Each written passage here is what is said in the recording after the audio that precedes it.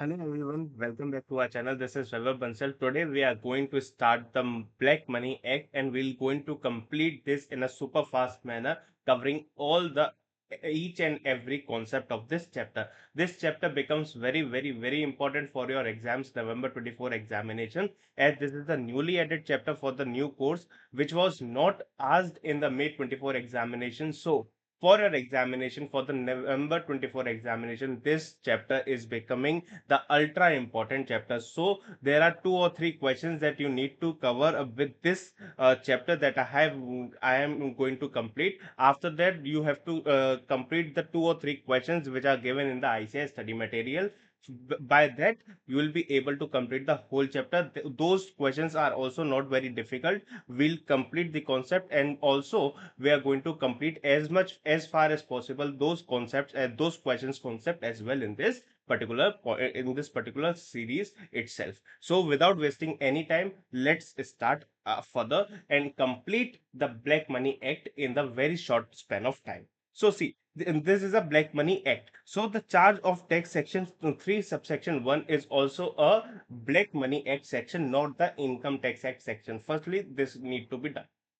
Now, every assessee would be taxable at the rate of 30% on his undisclosed foreign income and assets for the previous year. If you have any undisclosed foreign income or the asset for that particular previous year, then the assessee would be liable to tax at the rate of 30%. What if, however, an undisclosed asset located outside India shall be charged to tax in its value in the previous year in which such asset comes to the notice of the assessing officer. Suppose you have an asset outside India since 2005. Suppose you have the asset outside India since 2005 and it comes to the notice of the assessing officer in the year 2018. Then in the year 2018 it becomes assessable. It will be become chargeable to tax in the year 2014. I hope it is 2018. I hope it is very much clear. Now there are two important definitions that you need to be learned, but what is the important is the assessee definition. Whenever the question of the Black Money Act comes, either it is theory question, either it is practical question, it is prudent that you must quote the definition of the assessee. ICI is also quoting in each and every question of the Black Money Act, so it is very much prudent to note and to by heart this section, this section's definition, the 2 clause 2 assessee's definition, so that you will able to fetch the good marks in your examination. So learn the by heart the assessee definition as well. So starting further, what it says, undisclosed asset located outside India. The definition is given under section 2 clause 11. What it says, undisclosed asset located outside India. What are those what are the undisclosed asset? An asset including financial interest located outside India. There may be any asset, including the financial asset, which is held by the assessee in his name. Held by the assessee. Who is the assessee? Assessee will be discussed here. So, firstly, what we'll understand first thing is that it is an undisclosed asset which is held by the assessee in his name, or second, on his beneficial owner name. He is a benefit. The assessee is a beneficial owner. He is not the registered owner. He is not the registered owner, but he is the beneficial owner. The registration of the asset, maybe the registration of the asset is on the another person's name, but the benefits accruing from that asset is taken by the assessee. So he becomes some beneficial owner. So either the assessee has the asset on his own name, or he is the beneficial owner, or he has no explanation about the source of investment in such asset, from where he invested such money to buy that asset. He has no explanation to give to the AO, or he might have given some information to the AO, but AO finds that explanation unsatisfactory. If the AO finds that explanation unsatisfactory, then also it will cover under the undisclosed asset located outside India. So I hope the definition of undisclosed asset located outside India is very much clear to you all. Now, coming to the assessee's definition, this is the ultra important definition that you must read and you must learn by heart. Okay, a person resident in India as per section 6 of the IT Act. Whoever the person who is a resident in India, there is no ROR, there is no RNOR, he is resident, he will be covered here. You do not need to further reclassify them into the ROR or the RNOR. Okay, the resident. or a non-resident or RNOR. Resident is covered above, non-resident and RNOR, either non-resident or RNOR, as per section 6. In the previous year, who was resident in India, means by the time today when it is chargeable to tax, where it is chargeable to tax, it is in the AY 2018 or 19. Suppose it is in the previous year, suppose it is in the previous year 2018-19, he becomes NR or maybe RNOR. Okay, but when he buy that asset, when we buy that undisclosed asset, or he earned that undisclosed foreign income at that time, maybe in the 2005, he was resident of India. If at that time he was resident, today he might not be a resident, he might be a non-resident or the RNOR, it doesn't matter. So what it says, either in the previous year to which income undisclosed income relates, or in the previous year in which the undisclosed asset located outside India was acquired. He was resident. Just a mean is that whenever he has earned that income, whenever he has acquired that asset, at that particular point of time, he must be a resident of India.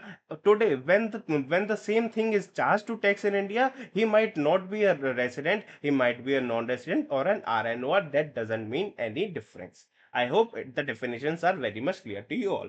Now, at what rate, at what value, something what it says, that it will be charged to tax. Okay, charge will be at the rate of 30%, but what will be the value at that we will apply 30%? What will be the value? So the value will be determined under the subsection 3, sorry, section 2, subsection 2 with rule 3. It says the fair market value of an asset you have to take. Okay, then for the asset they have even reclassified them into the various categories. So A, B, C, D, E, F, and G. These are the criteria in which you have to classify your asset and calculate accordingly.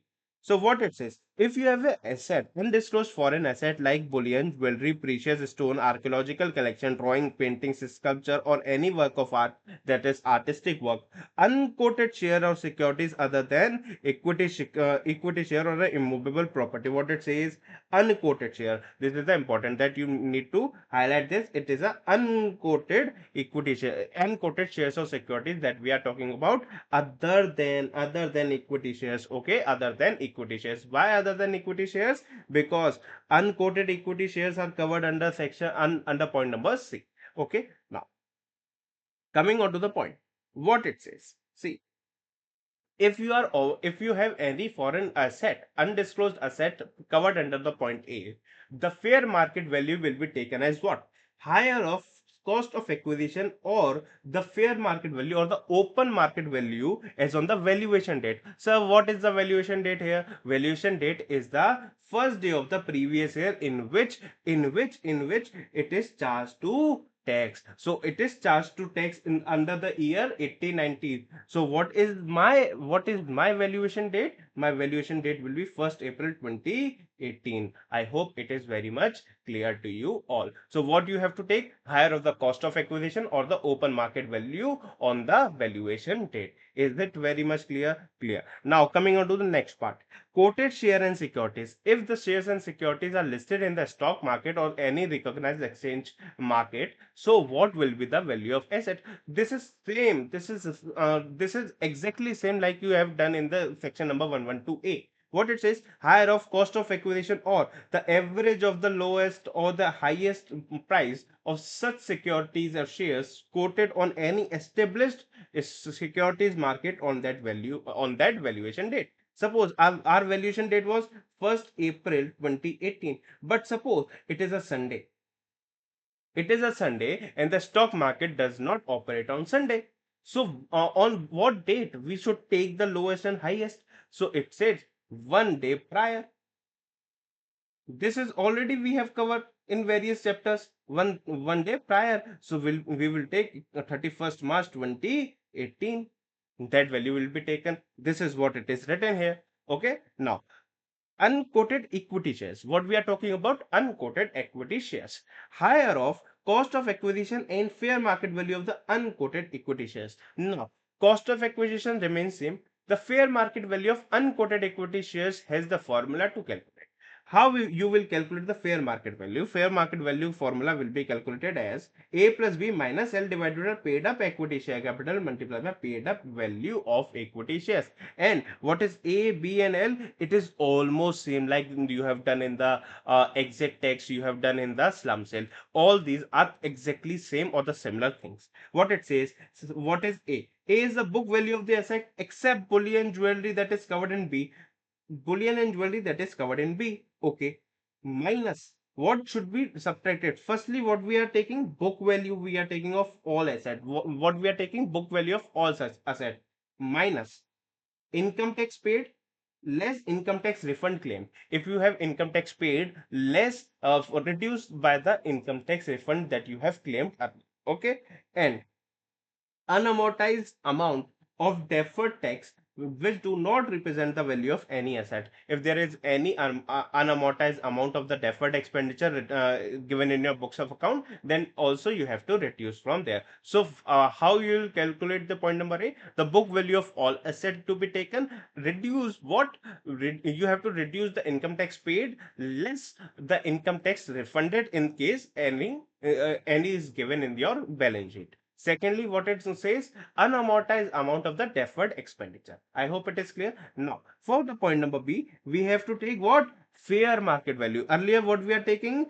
Earlier, we are taking the book value. Now, we are taking what? Fair market value of what? Bullion, jewelry, precious stone, artistic work, shares, securities, and immovable property as determined in the manner provided in this rule. Okay. How? What is the manner to be provided in this rule? What are the manner? Just you have covered here. You have covered higher of cost of acquisition or the open market value and as on the as on the valuation date. I hope it is very much clear. Now coming on to the point number L. What it says, book value of liabilities, again book value, but you have to take except these following things. What's paid up capital, amount set apart from the payment of dividend on preference and equity shares, reserves and surplus by whatever name called. Okay, but other than those set apart for the depreciation, if you have not set apart any amount of the reserves and surplus for the purpose of the depreciation, then you have to take that then you have to take that reserves and surplus for the purpose of the depreciation. Other than the depreciation, all the reserves and surplus will be reduced from the L, will not take under the L. Okay, now what it says, provision for taxation, provision for meeting of unascertained liabilities and the contingent liabilities, but under the contingent liabilities, except arrear of dividend payable in the respect of cumulative preference share. If your company have a cumulative preference shares as well, and you have a arrears of dividend, so you have to pay dividend by the one day only. Okay, at any point of time, but you have to pay. So for that, you have to reduce that arrears of dividend. You must take the arrears of dividend in the book value of the liabilities, and all the other contingent liabilities must be ignored. I hope A plus B minus L is clear to you. And then you have to divide it by what? Paid up equity share capital multiplied by what? Paid up value of equity shares. I hope it is very much clear. Now what it says, if you have a foreign bank account, then what will we take? See, it is a very important part. Listen to it very carefully. If you have a foreign bank account, then take all the deposits, the sum of all the deposits since the date of opening of the account. Since the date of opening of the account, take all the deposits. Nothing matter. Take all the deposits. But suppose if we have done the deposit, suppose if we had done the deposit of $10,000 in the bank account, okay. Further, suppose on the 1st April 2018 we have deposited this, and further we have withdrawn $5,000 from the bank on the 3rd of April 2018, and by that withdrawal of 5,000 rupees I have got the unquoted equity shares. Suppose I have bought the unquoted equity shares. from that withdrawal only on 5th of April 2018. So what it says, it simply says if you have buy any asset from the withdrawal of the account, from the withdrawal from the account, that $5,000, and purchased any other asset, that the unequity unquoted equity shares, or maybe any other asset, maybe the immovable property, or maybe any other thing. And okay, so what it says, these 5,000 will be reduced from the bank account and will be counted here. I hope it is very much clear. If you have withdrawn and purchased any other foreign asset, so that 5,000 will be included here, so we'll reduce from the bank account. I hope it is very much clear. This is what it is saying, nothing much it is saying. You can read from here to there. Okay, now what it says, value of an interest in a partnership firm or LLP, or in the AOP on which he is a member. Suppose what it says, if you are a member of a firm, a LLP or AOP, then there is a firm which will have which will have partners, more than one partner will be there. Okay, but you are the only person on which we want to initiate the Black Money Act. So we need to determine your particular share in that firm or the LLP or the AOP. So how we will determine that particular share? So it says, say the net asset A plus B minus L, A plus B minus L. Here, by this formula only, A plus B minus L will determine the net assets.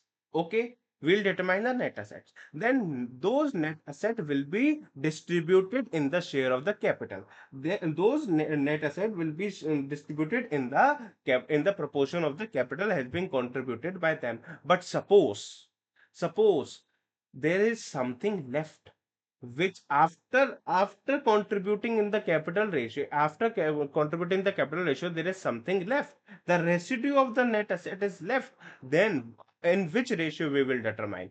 Then the government says the first we'll give the preference to the dissolution ratio. If there is any dissolution ratio, then the remaining asset will be distributed in that dissolution ratio. But suppose if there is no dissolution ratio exist, then in that particular case, we will take what? We will take the profit sharing ratio. So first priority will be the dissolution ratio, and in the absence of the dissolution ratio, the profit sharing ratio will be used. I hope it is very much clear. Then the capital plus dissolution ratio, what all we get, what from that we'll get what, the value of interest of the part of the member in the firm, LLP and BOI. And for any other asset apart from A, B, C, D, E, F, if there is any other asset, take the higher of what, cost of acquisition or the open market value as on the valuation date. That will be what, our fair market value for any other asset. I hope it is very much clear. Now, fair market value of an asset transfer before the valuation date.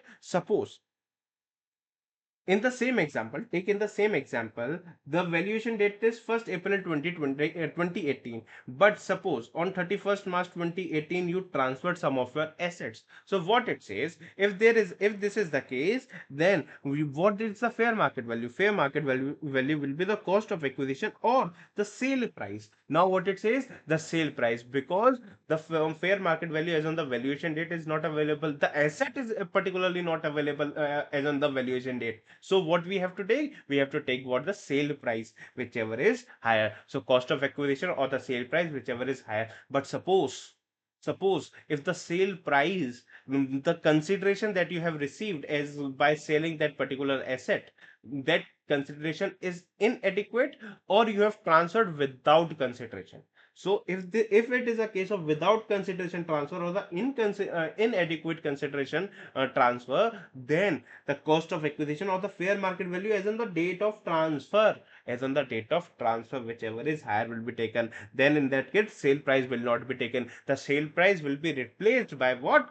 Fair market value on the date of transfer. Remember, from the on the date of transfer, not the valuation date, because on the valuation date the asset does not exist. Is it clear?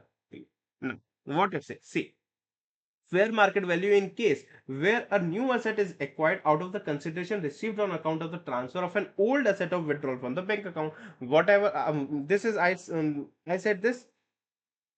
Our bank account has a $10,000. Okay, we have withdrawn $5,000 from the bank account and then invested in the unquoted equity shares. This is the same thing. Now, what we are now, how we will calculate this? This is an example. Just listen to it very carefully. Okay, just correct it. It's a is equal to side. Okay, now see. House A located in a country outside India was bought in 1995 for 15 lakhs. Okay. It was sold in 2000 for 22 lakhs. This amount was deposited in bank account on in that country. Okay, so you have a house A for 15 lakhs and you have sold that house A in the year 2000 for 22 lakhs, and that 22 lakhs was deposited in the bank account. Is it clear? So okay, so the house A immovable property cost of acquisition or the fair market value, whichever is higher. So or the sale price, sorry, cost of acquisition or the sale price, whichever is higher. So 22 lakh will be the fair market value in that particular case. Okay. In the year 2001, another house B was purchased for 35 lakh. The investment in the house B was made through the withdrawal from the bank account in the foreign country. Okay, that 22 lakhs that we have deposited in the bank account, and from that bank account we have withdrawn that amount and have purchased what? The house B for 35 lakhs. Either we have included some R of money. Okay, house B has not been transferred before the valuation date. It specifies that house B has not been transferred. So what you have to take what? Cost of acquisition or the fair market value is on the date of valuation date, whichever is higher, and its value on the valuation date is 48 lakhs. So 35 lakh plus or 48 lakh, whichever is higher is 48 lakhs. Okay, so higher of 38 lakh or 48 lakh is 48 lakh. So fair market value of house B is completed. Now for house A, what it says, higher of 15 lakh or 20 lakh, we have decided 22 lakh. Okay, but we have deposited in the bank account. If we have deposited, so we have to reduce it from here because we will cover that in the bank account. So 22 lakhs reduced by 22 lakhs, the FMB of house A will remain zero, will be zero. Okay, now reading ahead. Assuming that the value of the foreign bank account as computed in rule 31E is 60 lakh. Already said, as we have calculated, we have applied all the rules that you have learned, and we have reached to the conclusion that the value of the foreign bank account is 60 lakhs. Okay, the value is 60 lakhs, and we have what? We have withdrawal. We have made withdrawal of 22 lakhs. So that's 60. Sorry, the house B is purchased for 35 lakhs from that particular withdrawals. Okay, then 60 lakhs is the last value, and we have invested in house B what? 35 lakhs. So remaining 25 lakh will be the fair market value of the bank account. This is what it says. But suppose these all figures are given in what? Rupees. These all figures are given in what? Rupees, rupees, rupees. Suppose they are given in the what? In the other currency, maybe in the dollars, maybe in pound, maybe in euros, in any other currency. If they are given in any other currency, so how we will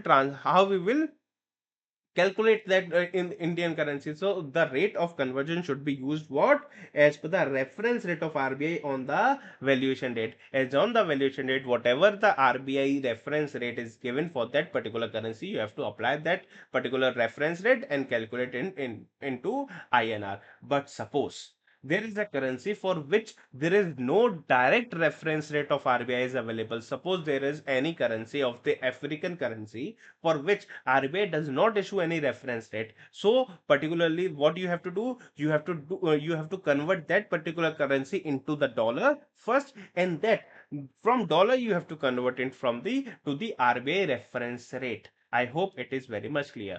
If for any currency which you do not have the reference rate, convert it into dollar and then convert dollar into INR as per the reference rate of RBI on the valuation date. This is what it is written in the point number 2. Now, coming on to the second last point, we'll complete only section 4 and section 5 only. Then the penalties will come. These are few penalties which are given in your syllabus, but at this point of time, I do not suggest to go through or learn or by heart this penalty. If you have time, if you do want to complete this, just complete it. This is just a read once kind of penalties. Otherwise, you do not need to focus much on that type of penalties. Okay, now What it says, scope of total undisclosed foreign asset. What it says, see, total undisclosed foreign income or asset of any previous year would be income from a source located outside India, which has not been disclosed in the return of income filed under the Income Tax Act. You have filed a return of income, but you have not disclosed that source located outside India. Okay, this is the first case where we will say this is the undisclosed foreign income. Income from a source located outside India in which return is required to be filed, but no return has been filed.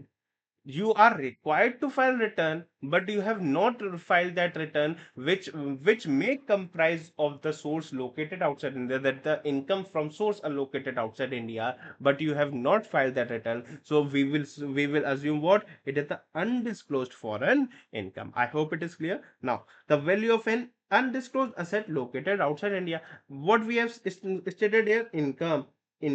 Now what we are saying, asset. So income will be determined based on the return of income, and the asset will be determined separately. The value of any unlocated, undisclosed asset located outside India will be covered as well here. Now, what it says, any income from a source outside India has already been considered in assessment or reassessment earlier under section 29, 43C, 57, 59, and 92C of the Income Tax Act 1961 shall not be again includable in the total undisclosed foreign income. Suppose if any income which has a source outside India has already been assessed to tax under the various sections of the Income Tax Act 1961, if they are already been assessed in the earlier in the Income Tax Act, then what government is saying, that particular income which already has been assessed will not be included again to assess in the Black Money Act. So it is very much